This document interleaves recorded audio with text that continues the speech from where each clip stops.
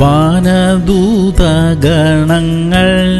മനോഹര ഗാനങ്ങളാൽ സതതം ഊനമെന്നെ പുകഴ്ത്തി സ്തുതിക്കുന്ന വാനവനെ നിനക്ക്.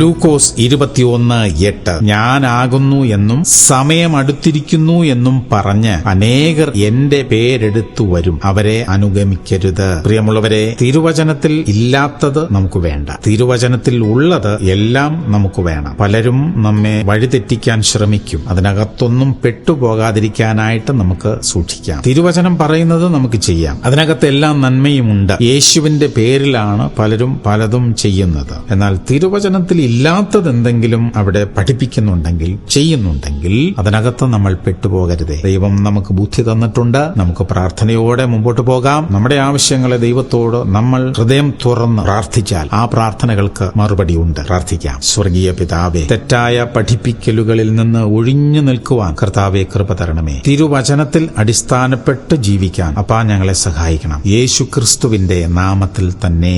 ആമേൻ, ആമേൻ, ആമേൻ.